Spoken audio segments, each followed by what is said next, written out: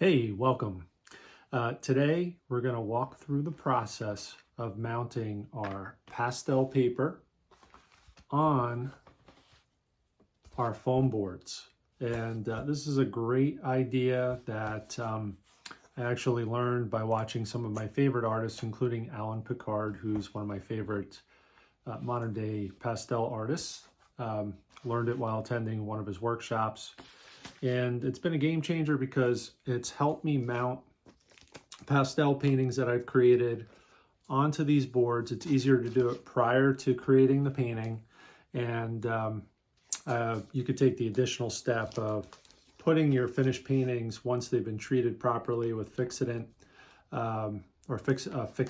spray, into a cellophane bag like this for some really good protection. So you can transport it, sell it, ship it, what have you. And what I'm going to do is I'm going to go ahead and show you how to mount your paper onto the board. It becomes much more versatile. You could easily affix it to a drawing board and paint in your studio using pastel or out in the field on plein air. So we'll go ahead and show you how to do that. This is actually requested by one of my channel subscribers, so we'll go ahead and put it out there as soon as conveniently possible and make it available to you. Yeah, so the first step here is to make sure you have a nice clean surface area, flat surface area to work on. I'm using my table that I have in my studio. And in addition to that, just so you have a reference point, I'm still learning. I'm no expert in this by any stretch of the imagination, but what I'm using is UART sanded pastel paper. I've had a good experience with this. I like the 9x12 format. I'd love to work larger format, but I just simply don't have the time to kind of build bigger works. And I like to work in small bursts, for about an hour or so. In between other things. And I'll use somewhere between 400 and 600 grade. That's what I've been using so far. I've had a really good experience. And then the foam board that I've adopted, and I have very limited experience, so there might be something that could be better for you, but I use the foam boards offered by foamboard.com. It's a black self-adhesive 9" by 12" board, and it's 3/16 of an inch wide. So it provides a nice, reasonably thick surface to mount your pastel paper on.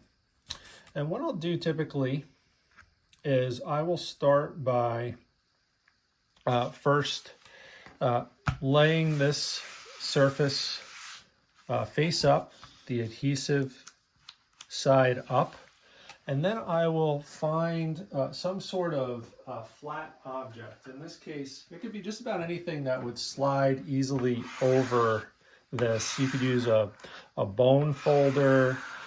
You can use any flat object to help burnish the actual sanded paper on top of the self-adhesive board. I've used rulers like I'm going to use today. I've used sides of cradled wood panels, pretty much anything that you can find that won't tear the paper surface that you're going to be scraping to burnish it onto the self-adhesive board will do. And then what I'll do is I'll take out a sheet of my pastel paper. One thing that I noticed in this particular pack, it wasn't the case in other packs. For whatever reason, it seems to be that this paper is curled up a little bit. It's just the way that it was stored. So that has presented some challenges. In 1 out of every 5 or 10 or so instances, I've seen these curled up edges detach from the self-adhesive board, but more often than not, it'll stick on there just fine. What I'll do is take off this backing very carefully, trying not to touch the any of the glue or self-adhesive mixture on the board. So I don't want to disturb it. I'll lay this down face down because this area is nice and clean. And then what I'll do is I'll try to line up 3 sides as best as possible. I find it a little bit easier to use my index fingers on the sides, and then line up the top as close as I can to the edge, trying to make sure that it's lined up in a way where the whole board will be covered. And then I'll try to work my way backwards toward myself and push it into the board, and you'll see pretty good. It's hanging over a little bit here, and there's a little gap here, but that's okay. We're not shooting for perfection. All right, so I'll press that down, and then I'll put the original self-adhesive backing down the way it originally was, but on top of the sanded paper. And I'll take whatever it is that I'm going to use, the straight edge in this case, the ruler, to burnish the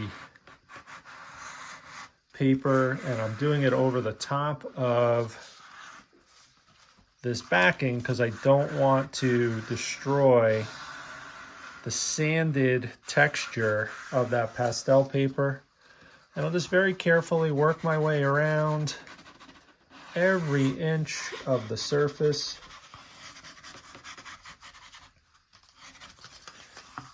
And again, looking to be very careful not to scrape off any of that sanded texture. So I'll make sure that whatever area I'm applying force down upon is covered by this backing. And I am putting very gentle force. I don't want to create, inadvertently by pushing too hard, a texture within the foam board that negatively impacts my painting later on. And I'll just work around the whole surface in every direction, vertically, horizontally, and then diagonally. And I'll try to do it maybe twice, from corner to corner, edge to edge.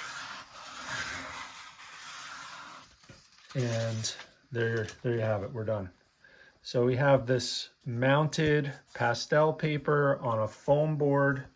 This will offer me a really nice surface to paint with pastel. I'll try to get 2 or 3 of these done, so I have them lined up, the surfaces lined up and ready to go for those instances where I have time and inspiration to paint in pastel, which is quite frequently. In this case, I'm hoping with the beautiful weather that we have here right now, it's kind of like a late summer, early fall, very dry, comfortable weather. Going to try and get outside and paint on plein air. Perhaps maybe if it makes sense, what I'll do is a follow-up to this video is show you my approach toward getting these very simple, clear plastic covers on finished paintings. But there, for now, hopefully this is helpful. Showed you how to mount pastel paper on foam boards to make the pastel process much more convenient. It also helps with framing as well. Thanks for checking out my video. I hope you have a wonderful day and hope to see you again sometime soon.